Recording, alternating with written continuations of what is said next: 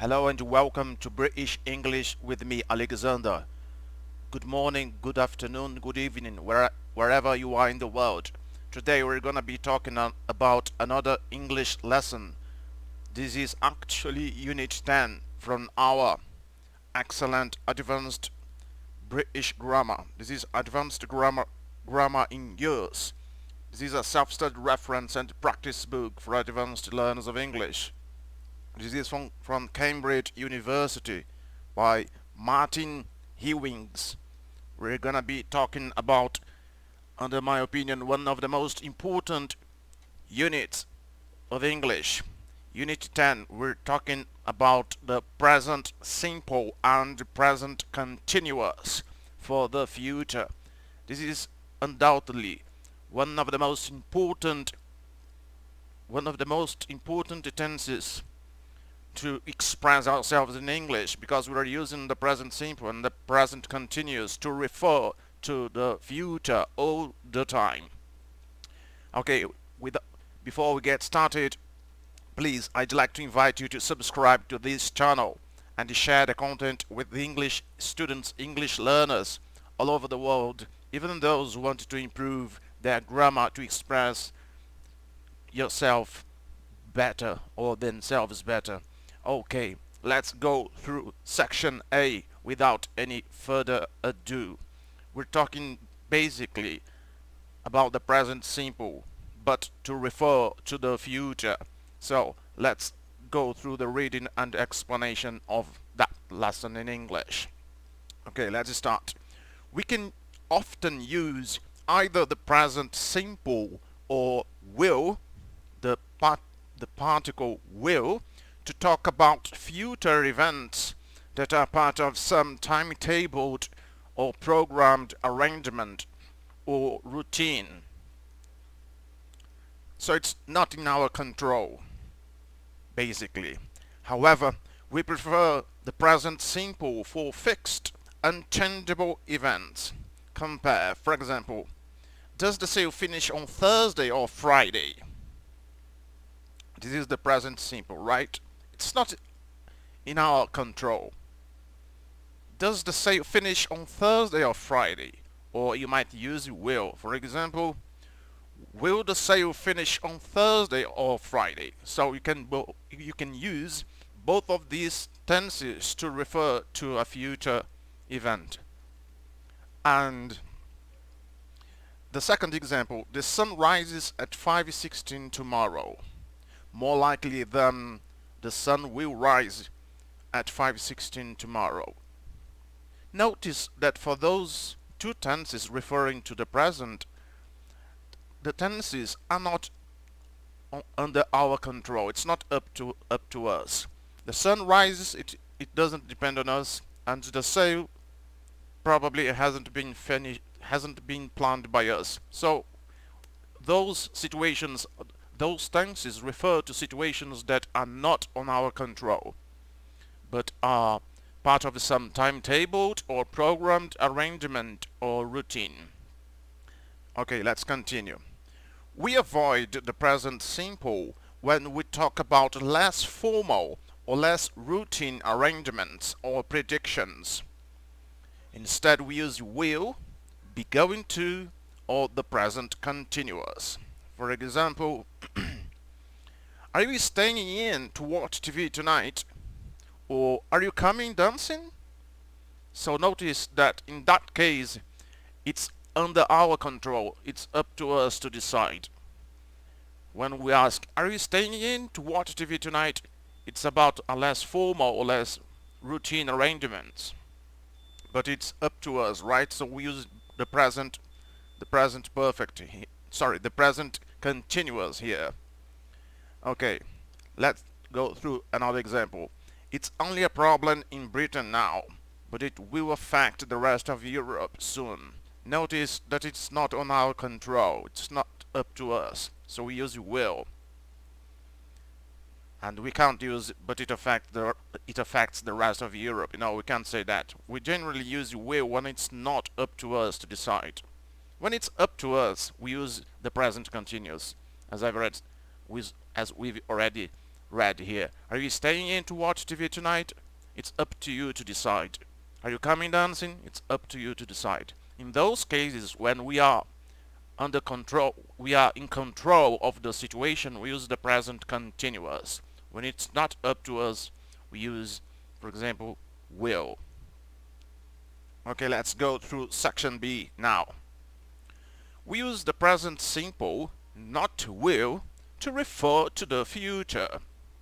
In time clauses with conjunctions such as after, as soon as, before, by the time, when, will, and until. For example, when you see Ben, tell him he still owes me some money. Not when you will see Ben, but when you see Ben, tell him he still owes me some money. So we use the present to refer to the future with those time clauses with the conjunctions as they've been already referred. Okay, another example. I should be finished by the time you get back. I should be finished by the time you get back. By the time you get back, I should be finished. Not by the time you will get back. So notice that we use the present simple to refer to the future with those time clauses, with those conjunctions after, as soon as, before, by the time, you, when, while, until. Okay, notice that we use the present simple not will to refer to the future also in conditional clauses with if, in case, provided, and unless. For example, provided the right software is available, I should be able to solve the problem. Or I should be able to solve the problem provided the right software is available. So it's a conditional clause, right? Another example, I'll bring some sandwiches in case we don't find anywhere decent to eat. I'll bring some sandwiches in case we don't find anywhere decent to eat. In case we don't find anywhere decent to eat, I'll bring some sandwiches.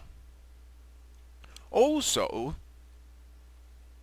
we use the present simple not will to refer to the future when we talk about possible future events with suppose, supposing, and what if at the beginning of a sentence. Now that the past simple can be used with a similar meaning. For example, suppose we miss the bus, how will we get home? Or suppose we missed the bus, how will we get home? Another example, what if the train's late? What if the train's late? Where shall I meet you then? What if the train is late? Where shall I meet you then? Or what if the train was late? Where shall I meet you then? Now, this is undoubtedly the most important of all tenses in English. This is the present continuous. Now, yes, when we talk about that tense in particular, the present continuous, it's totally up to us. We decide what is going to happen. It's not up to nature, it's not to a scheduled time, it's up to us. Remember that. It's up to us. Let's go. We can often use either the present continuous or be going to with a similar meaning to talk about planned future events. The present continuous indicates that we have a firm decision, determination to have, or have made a definite decision to do something. Although this may not already be arranged. As I said, it's up to us. Remember that. For example, are you seeing the doctor again next week? Or are you going to see? It's up to you. You decide. It's not nature. It's not a scheduled event. You decide. Are you seeing the doctor again next week? Or are you going to see the doctor again next week? Another example. I'm not asking Tom to the party, or I'm not going to ask. So notice that the present continuous refers to our decision, our determination to do things in the future. However, we don't use the present continuous for the future when we make or report predictions about activities or events over which we have no control. We can't arrange these. For example, I think it's going to rain soon. Not I think it's raining soon. No, it's not up to us to say it. So we can't use the present continuous. Instead we use it going to. In that case in particular, because we're making a prediction or we're reporting prediction. In that case, I'm making the prediction. For example, I think it's going to rain soon. Look at the weather. I think it's going to rain soon. I'm making a prediction, but it's not up to me. Another example, scientists say that the satellite won't cause any damage when it falls to Earth. We're reporting prediction now, but scientists have predicted that. So we say scientists say that the satellite won't cause any damage when it falls to Earth. Again, also we don't use the present continuous for the future when we talk about permanent future situations. Again, it's not up to us. People are going to live longer in the future. It's due to science. Improvement in health services. It's not up to us particularly. So people are gonna live longer in the future, or people will live longer in the future.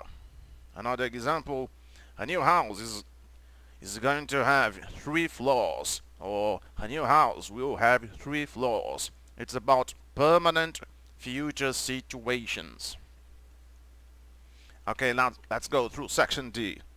Many people avoid be going to plus go and be going to plus come and use the present continuous forms of go and come instead. For example, I'm going to town Saturday rather than I'm going to go to town on Saturday. Are you coming home for lunch? Are you coming home for lunch? Rather than are you going to go? Are you going to come home for lunch? So instead of to be going to go, to be going to come, use the present perfect. I'm going to town Saturday again. Now it's up to us. The present continuous. I'm going to town Saturday. I decided that I'm going to town Saturday. It's up to me. Are you coming home for lunch? It's up to you. It's your decision. Remember that. Present continuous for the future. We use that when it's up to us. Okay, that's it for today. I hope you've enjoyed it. Those are ways to refer to the future. The present continuous is the most important. Remember, it's up to us to decide. And that's it for today. I hope you've enjoyed it. If you need to go over the video again so you can understand these fundamental tenses used in relation to the future. I hope you've enjoyed the lesson. Please subscribe to the channel, share the content with your friends so we can help the channel improve and reach every English learner, English student who wants to improve their English. That's it for today. I hope you've enjoyed it. Cheers.